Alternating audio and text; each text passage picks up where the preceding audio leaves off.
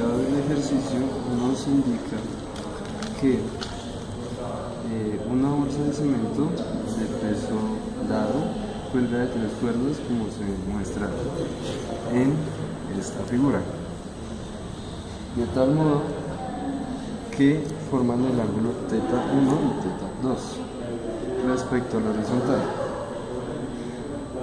Dado que el sistema está en equilibrio, hay que demostrar cuál es la magnitud para la tensión 1. Hay que demostrar que esta magnitud se presenta. Por tanto, lo que se hace es se realiza el diagrama del cuerpo libre, tanto para la bolsa de cemento como para la unión de las cuerdas. Respecto a la unión de las cuerdas, se presenta que la componente en Y para la tensión 1 está dada por la tensión 1 por el seno del ángulo θ1 y en X está dado por θ1 por el coseno del ángulo θ1. Análogamente para la tensión 2, pero ya dado con el ángulo θ2. De tal modo que al hacer la sumatoria de fuerzas en Y sería igual a masa por aceleración, pero dado que el sistema está en equilibrio, la aceleración es igual a 0 y por tanto esa sumatoria es igual a 0. En ese sentido, lo que se hace es hacer dicha sumatoria. Esa sumatoria está compuesta tanto por la componente en Y de la tensión 1 como la componente en Y de la tensión 2 y la última componente, que es la tensión 3, que no la conocemos, pero que la vamos a expresar en términos de la tensión 1 y la tensión 2.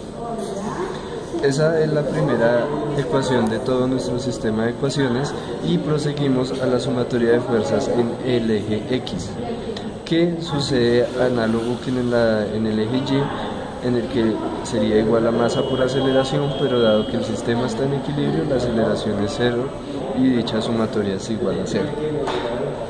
En el eje X tenemos que la componente en X de la tensión 2 menos la componente en X de la tensión 1 va a estar igualada a 0 y por tanto dichas componentes van a ser iguales. Eso para el diagrama de cuerpo libre respecto a las cuerdas. Ahora para la bolsa de cemento tenemos que la sumatoria de fuerzas en Y, que es la única sumatoria que se va a trabajar porque en el eje X no hay componentes, la sumatoria de fuerzas en Y va a estar dado igualmente por la masa por la aceleración, pero dado que está en equilibrio la aceleración es nula. Por tanto, dicha sumatoria estaría dada por la tensión 3 menos el peso de la bolsa de cemento.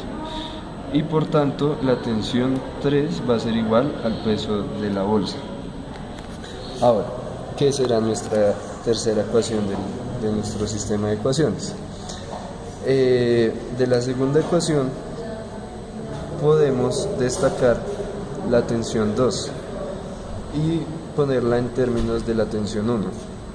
Por tanto, la tensión 2 va a ser igual a la tensión 1 por la razón de los componentes en X de dichas tensiones.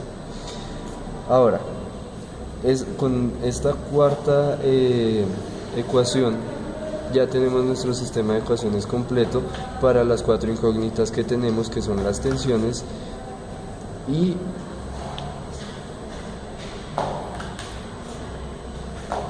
los ángulos. Por tanto, reemplazando los valores de nuestra cuarta ecuación en la primera ecuación, tenemos que la tensión 1 va a estar dada, la tensión 3 va a estar dada por el producto de la tensión 1 por la razón de los cosenos por el seno del ángulo θ2 más la componente en Y de la tensión 1. Si factorizamos y hacemos operaciones, podemos concluir entonces que la tensión 3 va a estar dada por la tensión 1 sobre el coseno del ángulo θ2 por el factor de la suma de los ángulos, por el factor del seno de la suma de los ángulos. Ahora, terminando las últimas modificaciones, se tiene que la tensión 1 va a quedar en términos de la tensión 3 por el coseno de θ2 sobre la suma de los ángulos.